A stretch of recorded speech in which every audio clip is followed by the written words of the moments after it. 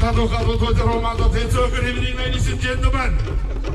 Yes, tonight in Chinese with Kugan's cultural, as mentioned by MC Oire Nikao, the smallest village with a big loving heart.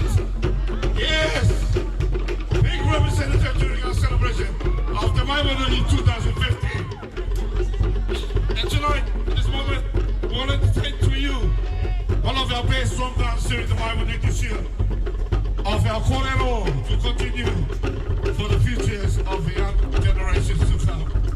So ladies and gentlemen, Oire Nikao, e tarato, uramo!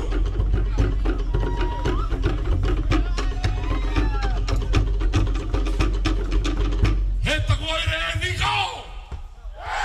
Tā tato korero, ki rau te tuatau.